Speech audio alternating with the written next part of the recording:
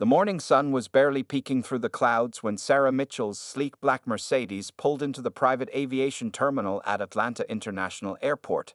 It was 6:15 a.m., and the early autumn air held a slight chill that made her adjust her navy blue pilot's jacket as she stepped out of her car.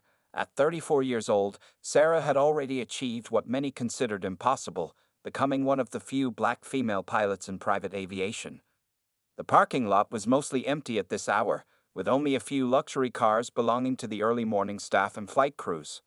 Sarah checked her reflection in the car window, making sure her pilot's uniform was perfectly pressed and her hair was neatly tied back in a professional bun.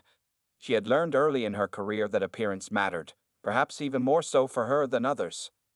Taking her time, Sarah gathered her belongings from the passenger seat, her leather flight bag containing navigation charts, flight plans, and weather reports, her small briefcase with personal items, and the tablet she used for flight calculations.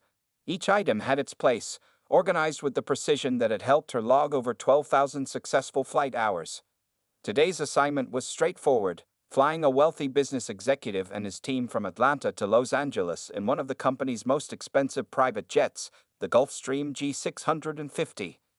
Sarah had flown this particular aircraft hundreds of times, knowing every switch, every gauge, and every procedure like the back of her hand. The executive was a regular client, though they had never met in person before. As she walked towards the terminal entrance, Sarah's mind wandered to her journey. Growing up in a middle-class family in Detroit, she had fallen in love with aviation at age 12 when her father took her to an air show. While other kids had posters of musicians and actors on their walls, Sarah's room was decorated with pictures of aircraft and famous pilots.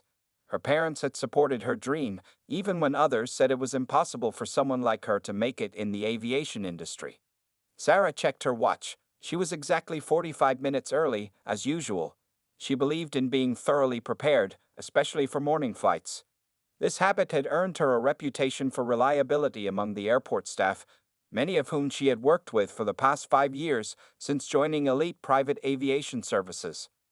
The morning staff usually included Mary at the front desk, who always had a warm smile, James, the terminal manager who ran a tight ship, and various security personnel who checked credentials and managed access to restricted areas. Sarah had her company ID card and pilot's license ready in her hand, a routine she had followed thousands of times before. Walking through the parking lot, Sarah noticed a security guard she hadn't seen before standing at the terminal entrance. He was a middle-aged man with graying hair, wearing the standard blue uniform of the airport security team. What caught her attention was the way his eyes followed her movement, his expression changing from casual observation to what appeared to be suspicion.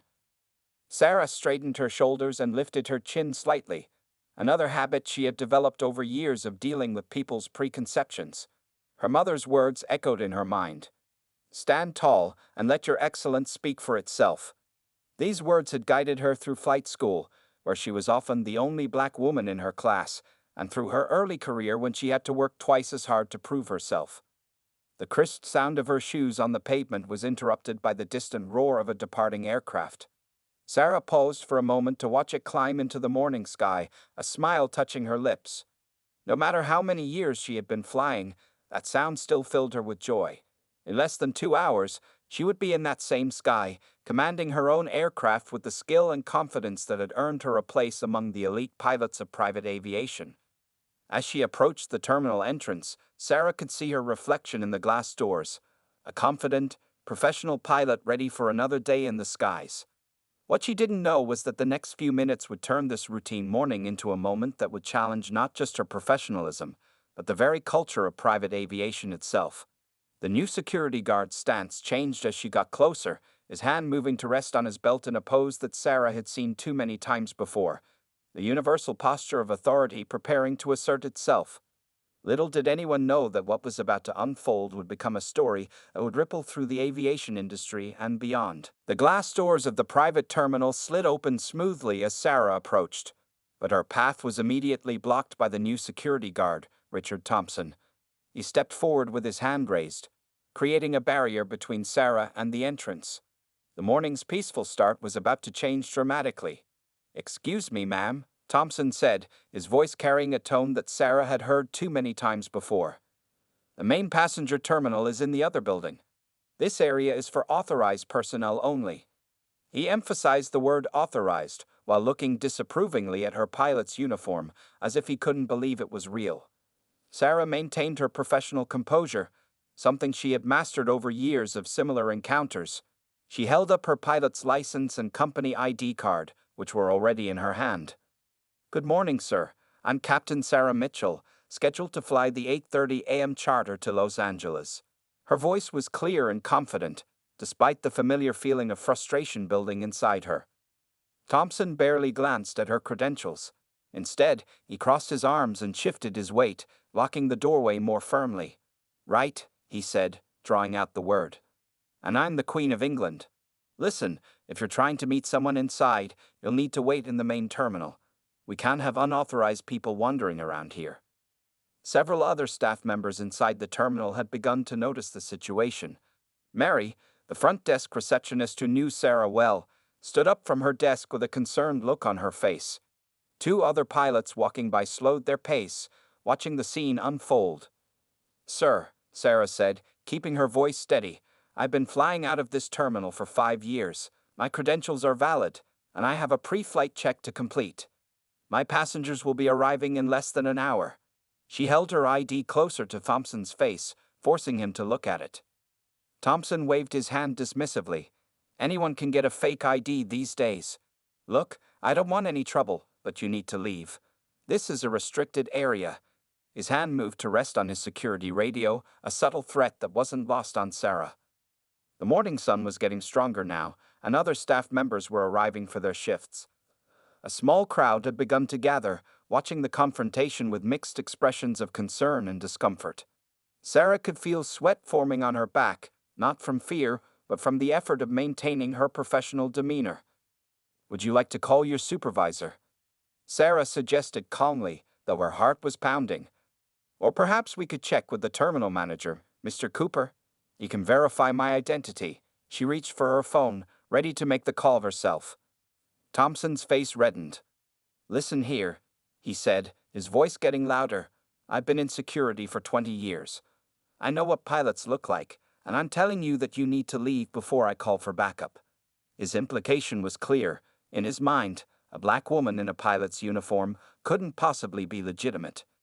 Inside the terminal, Mary was already on the phone, urgently speaking to someone while keeping her eyes on the situation.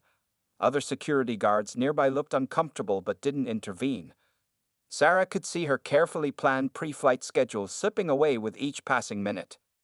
"Sir," Sarah tried one more time, her voice firm but professional. "My credentials are real, my uniform is real, and I have a job to do. Your assumptions about what a pilot should look like are preventing me from doing that job. Now, would you like to verify my credentials properly, or shall we escalate this situation?" The tension in the air was thick enough to cut with a knife. Other arriving staff members had stopped to watch, some recording the incident on their phones. Thompson's face grew redder, but he stood his ground, seemingly unable or unwilling to accept the reality in front of him.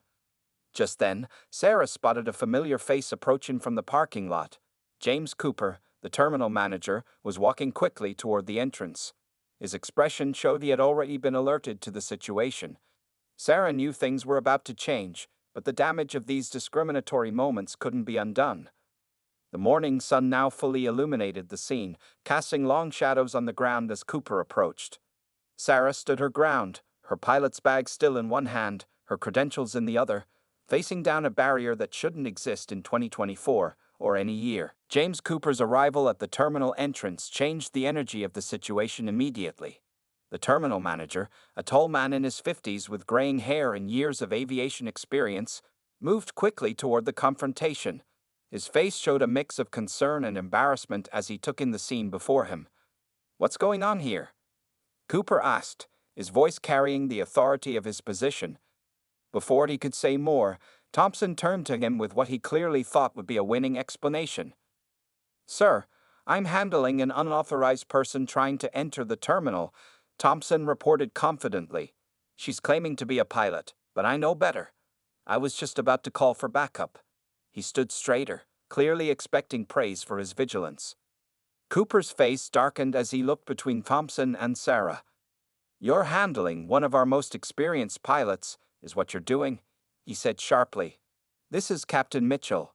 She's flown more private jets out of this terminal than most of our regular pilots combined. Thompson's confident expression crumbled, replaced by confusion and then dawning realization. The small crowd of onlookers who had gathered began murmuring among themselves. Some had their phones out, still recording the incident. Sarah remained perfectly still, her credentials still held out, her expression professional despite the chaos around her. But she, Thompson stammered, his face growing redder by the second. He looked at Sarah again, this time really seeing her pilot's uniform, her professional demeanor, and her properly displayed credentials, all the things he had chosen to ignore moments before. She what? Cooper pressed, his voice stern. She doesn't look like what you think a pilot should look like. Is that what you're trying to say? The terminal manager's words hung in the air, making several onlookers shift uncomfortably. Sarah finally spoke, her voice calm but firm. Mr. Cooper, I need to start my pre-flight checks. I have passengers arriving in less than an hour, and this delay has already impacted my schedule. She kept her focus professional, though inside she was dealing with a storm of emotions. Cooper nodded quickly. Of course, Captain Mitchell. Please, go ahead. He stepped aside and gestured for her to enter, giving Thompson a look that clearly said, move aside. The security guard finally stepped out of Sarah's way, though he seemed unable to make eye contact with anyone. As Sarah walked through the terminal doors, the gathered crowd parted respectfully. Mary, the receptionist, gave her a sympathetic smile and a quiet, I'm so sorry, Captain. Other staff members nodded to her, some looking embarrassed about what they had witnessed. Thompson started to shuffle away, but Cooper's voice stopped him. Mr. Thompson, stay right here. We need to have a serious discussion about proper security protocols and company policies. The security guard's shoulders slumped as he realized the gravity of his actions. Inside the terminal, Sarah walked toward the pilot's briefing room with measured steps. Her hands were steady as she carried her flight bag, but her heart was racing. Years of training and experience had taught her to compartmentalize her emotions, especially before a flight. She had a pre-flight checklist to complete and passengers counting on her. Several other pilots and crew members in the briefing room looked up as she entered. News of the incident had already spread through the terminal's efficient grapevine. Some offered supportive nods or quiet words of encouragement. Sarah appreciated their support but remained focused on her duties. Opening her flight bag, Sarah pulled out her charts and began her usual pre-flight routine. She checked the weather reports, reviewed the flight plan, and started calculating fuel requirements. Her professionalism never wavered, even as she could hear Cooper's raised voice from the terminal lobby, dealing with Thompson. Through the briefing room's windows, Sarah could see more staff arriving for their shifts. Some stopped to ask others what had happened, creating small clusters of conversation throughout the terminal. She knew this incident would become a story people would talk about, but right now she had a more important task at hand. Sarah glanced at her watch. She had lost 15 precious minutes of her pre-flight preparation time. Taking a deep breath, she focused on her checklist with the same precision and attention to detail that had earned her a spotless flying record. The morning's confrontation would need to be addressed, but first, she had a plane to fly and passengers to keep safe. While Sarah was completing her pre-flight checks in the briefing room, a fleet of 3 black SUVs pulled up to the private terminal. Her passengers had arrived. 45 minutes before the scheduled departure, exactly as planned.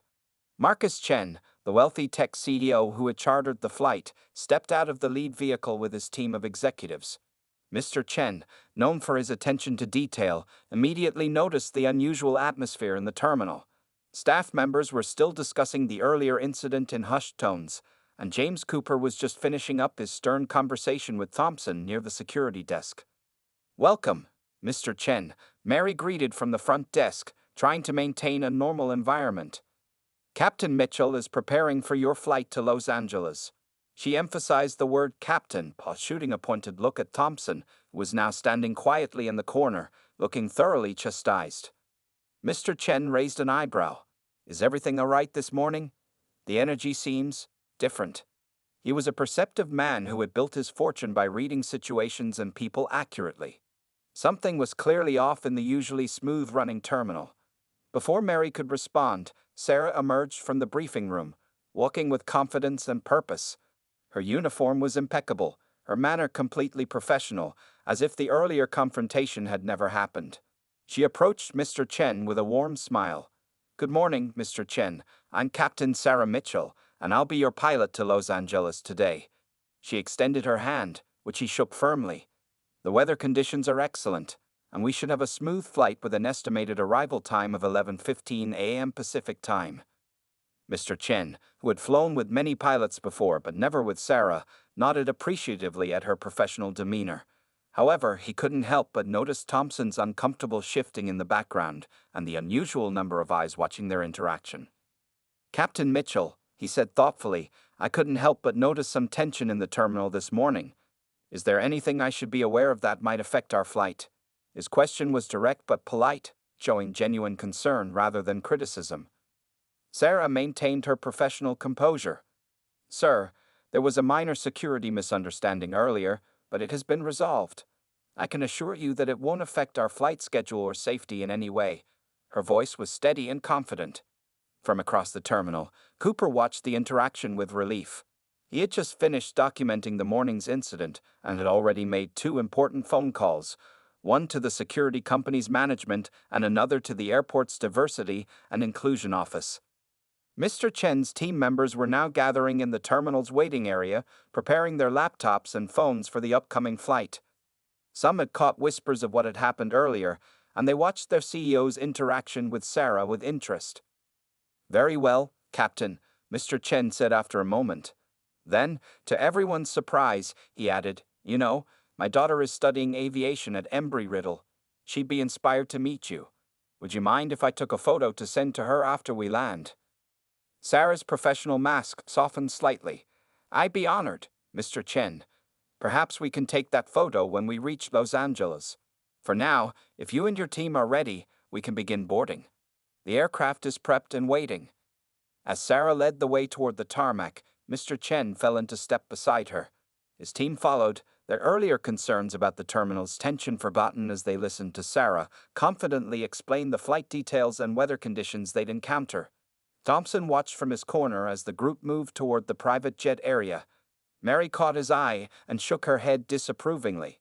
Cooper had already informed him that he would be required to attend comprehensive sensitivity training, and his future at the terminal would depend on his willingness to change. Outside on the tarmac, the morning sun glinted off the sleek Gulfstream G650. Sarah walked around the aircraft, conducting her final external inspection with Mr. Chen and his team watching with interest. Her movements were precise and confident, each check performed with the expertise of thousands of flight hours. The earlier confrontation was still there, lingering in the background of her mind, but Sarah had learned long ago that the best response to prejudice was excellence. As she completed her inspection and prepared to welcome her passengers aboard, she knew that today's flight would be another perfect example of that principle. The Gulfstream G650's engines hummed to life under Sarah's expert touch. In the cockpit, she moved through her pre-flight checklist with practiced precision, each switch and dial exactly where it needed to be. Her co-pilot, David Reynolds, watched her work with quiet admiration. Word of the morning's incident had reached him, and he felt a mix of anger at Thompson's behavior and respect for Sarah's handling of the situation. "All passengers are secured, Captain," the flight attendant, Lisa, reported through the intercom. In the main cabin, Mr. Chen and his team had settled into the luxurious leather seats, already impressed by the professional atmosphere Sarah had created despite the earlier chaos. Sarah's voice came clear and confident over the cabin speakers. "Good morning, everyone. This is Captain Mitchell. We're preparing for our departure to Los Angeles. Weather conditions are favorable, and our flight time today will be approximately 4 hours and 15 minutes. Please make sure your seatbelts are fastened." As she guided the aircraft toward the runway, Sarah could see the terminal building growing smaller behind them. Through the windows, she spotted Thompson still standing near the entrance, watching the plane taxi away. The sight didn't bother her anymore. She was in her element now, where skill and expertise were the only things that mattered. "Atlanta Tower, this is Private Charter 2547, ready for takeoff," Sarah communicated with air traffic control. Her voice carried the authority of someone who belonged exactly where she was. The tower's response was immediate and respectful, clearing them for takeoff. The G650 accelerated down the runway, its powerful engines responding to Sarah's commands. As the ground fell away beneath them, she felt the familiar thrill of flight that had first captured her heart as a child. Up here, prejudices and preconceptions couldn't follow. In the cabin, Mr. Chen was already working on his laptop when Lisa served morning coffee. He paused to look out the window at the Atlanta skyline shrinking below them. "Smoothest takeoff I've experienced," he commented to his team. Several heads nodded in agreement. At 30,000 feet, Sarah leveled the aircraft for cruising altitude. The morning sun streamed through the cockpit windows, painting the clouds below in brilliant whites and golds. David handled some routine communications while Sarah checked their flight parameters. "You know," David said during a quiet moment, "what happened this morning is already making waves. My wife works in airport administration. She says they're planning to completely revamp the security training program because of this." Sarah nodded slightly, keeping her eyes on the instruments. "Sometimes change needs a catalyst," she replied. "I just hope it makes things easier for the next person." Her words were measured, but they carried the weight of years of similar experiences. Through the cockpit door, they could hear the murmur of business discussions from the cabin. Mr. Chen's voice occasionally rose above the others, discussing merger plans and market strategies. His earlier interest in Sarah's story hadn't been forgotten. He had already drafted an email to his daughter about the inspiring pilot flying their plane. As they crossed over Mississippi, Sarah received a message from the terminal. Cooper had sent a brief update. Thompson had been suspended pending a full investigation, and the security company was implementing immediate changes to their training protocols. Sarah appreciated the information but remained focused on her primary responsibility, flying the aircraft safely. The morning's events were already spreading through aviation social media channels. A video clip of the confrontation, captured by one of the terminal staff, had been shared among pilot groups. Comments were pouring in, many from other pilots who had faced similar discrimination. Looking at the vast sky ahead, Sarah thought about all the young people who might see her story. She remembered her own childhood dreams, the obstacles she'd overcome, and the determination that had brought her to this cockpit. Every mile she flew was another crack in the ceiling that others had tried to place above her. "Weather report from Los Angeles showing clear skies," David announced, breaking into her thoughts. Sarah acknowledged with a professional nod, adjusting their heading slightly to optimize their flight path. Below them, America rolled by, cities, farms, and wilderness all blending together. Up here, at 30,000 feet, the artificial barriers people created seemed very small indeed. Sarah checked their instruments again, a small smile playing at the corners of her mouth.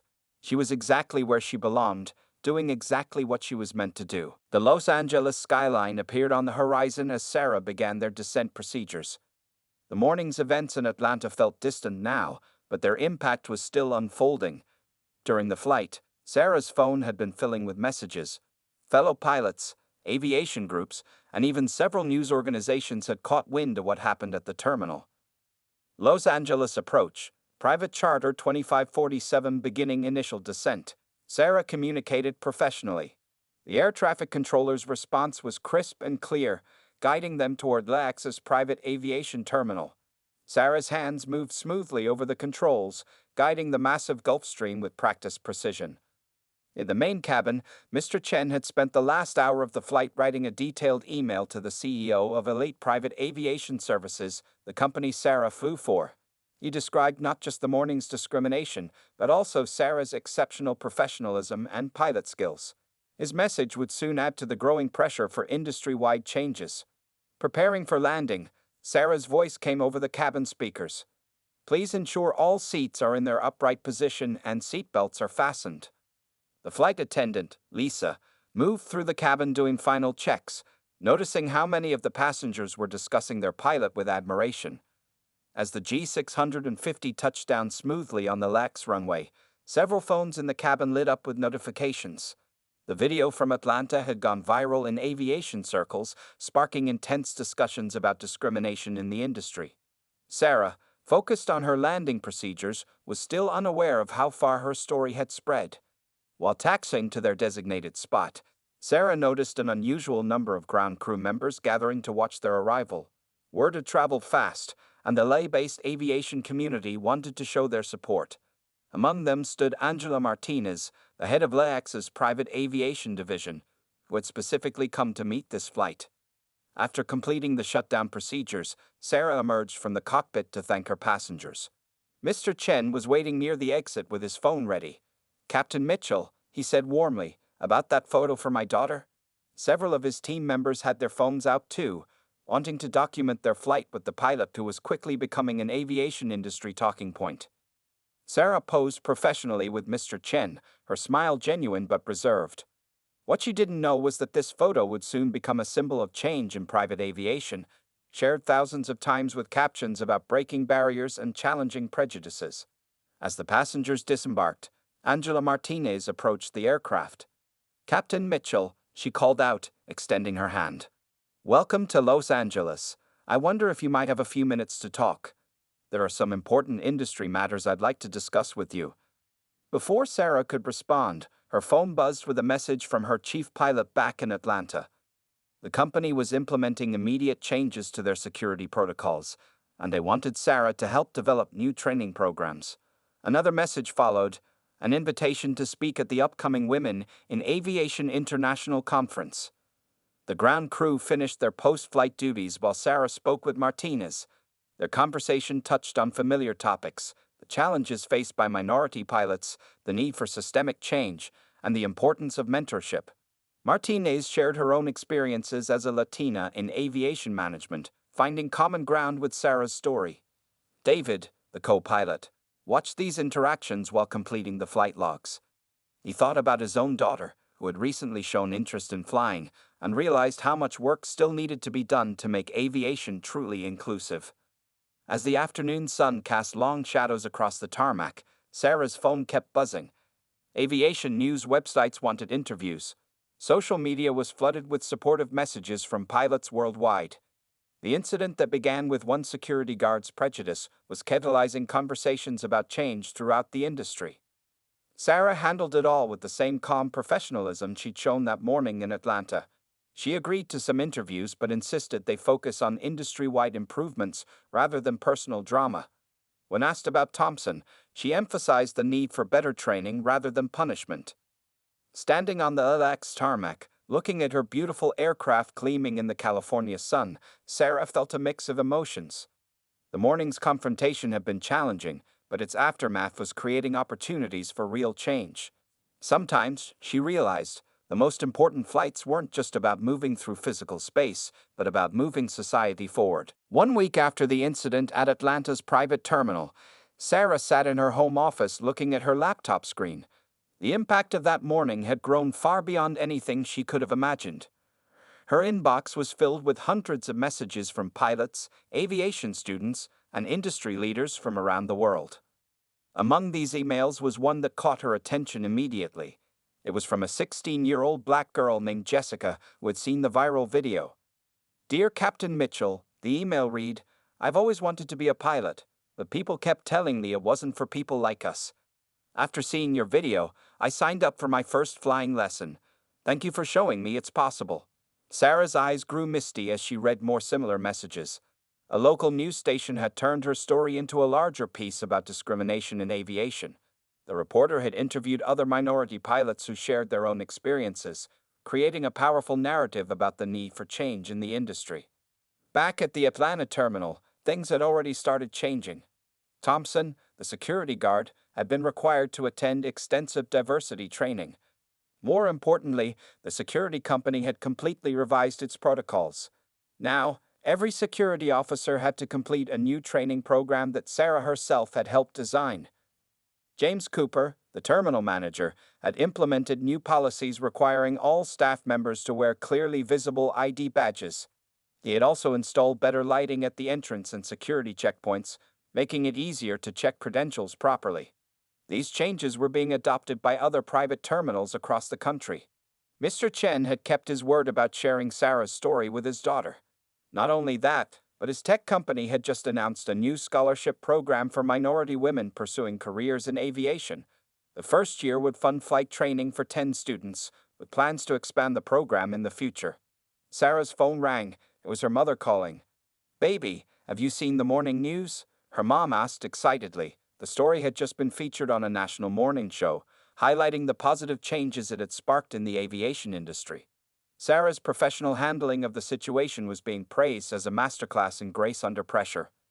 Elite Private Aviation Services, Sarah's employer, had taken significant steps in response to the incident. They created a new position, Director of Diversity and Inclusion in Aviation, and had asked Sarah to serve on the advisory board.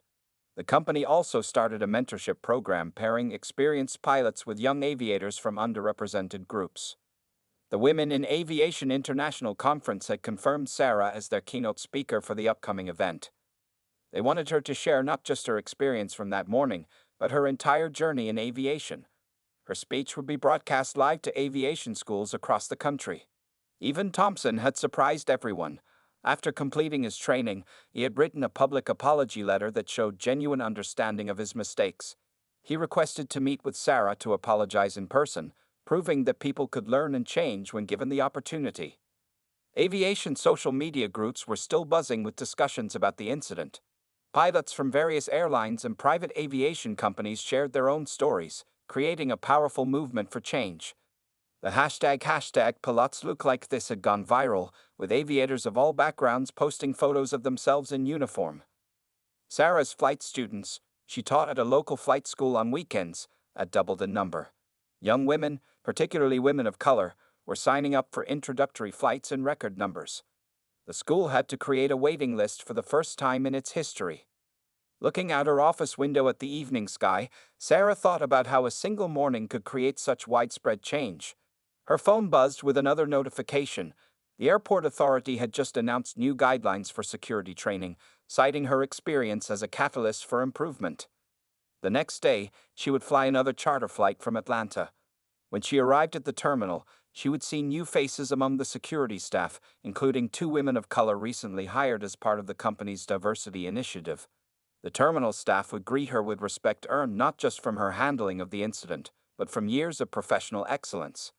As Sarah prepared for bed that night, she spotted a small news article about a young black girl who had just become the youngest student pilot in her state. The girl cited Sarah's story as her inspiration. Sometimes, Sarah realized, the most important battles were won not through confrontation, but through showing up, standing firm, and excelling despite the obstacles. 1 year had passed since that transformative morning at Atlanta's private terminal. Sarah Mitchell stood at the front of a packed auditorium at the National Aviation Conference, preparing to give the closing speech. The audience included pilots, airline executives, aviation students, and even Thompson, the security guard whose actions had sparked such significant change. As Sarah adjusted the microphone, she could see the familiar faces of those who had been part of her journey. Mr. Chen sat in the front row, accompanied by his daughter who was now a student pilot. James Cooper, recently promoted to Regional Director of Terminal Operations, smiled encouragingly from his seat. "A year ago," Sarah began, her voice clear and confident, "I walked into a terminal where one person's prejudice could have blocked my path. Today, I'm standing here looking at a changed industry." The room was silent, everyone focused on her words. The changes she spoke about were visible everywhere. The security company had completely transformed its training program, which was now being used as a model across the country. Over 200 minority women had entered flight training programs through the new scholarship initiative started by Mr. Chen's company. Elite Private Aviation Services had promoted Sarah to Chief Training Officer, where she oversaw pilot training and development. Her emphasis on inclusivity and excellence had helped the company attract more diverse talent than ever before. Their pilot corps now included people from all backgrounds, each selected for their skill and dedication.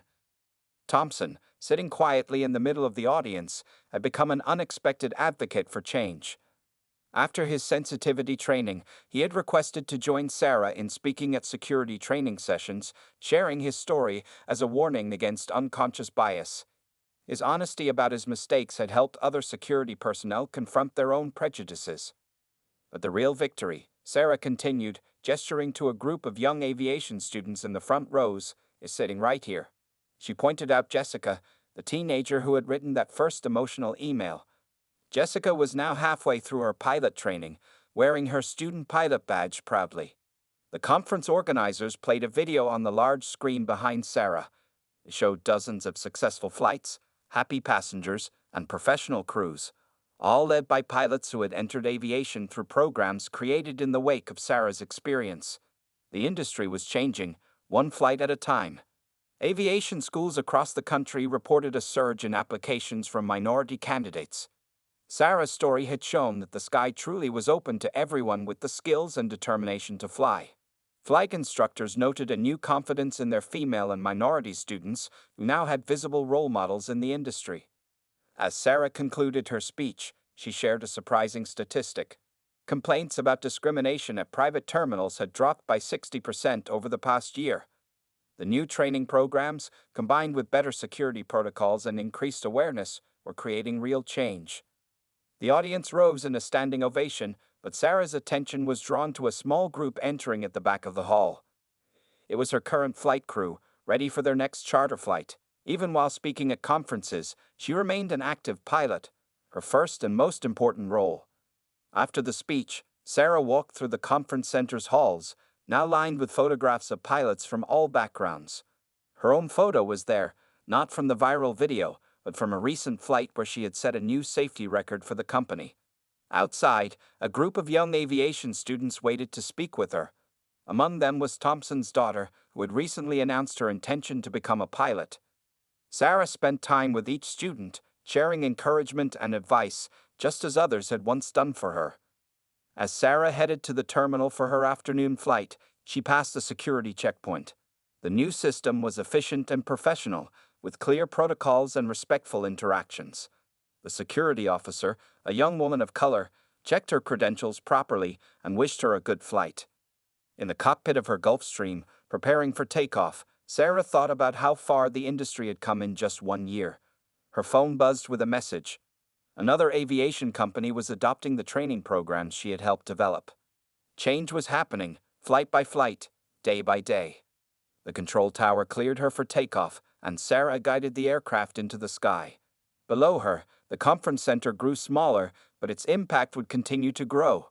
In the end, she had proven that the best response to prejudice wasn't just to overcome it, but to transform it into an opportunity for positive change.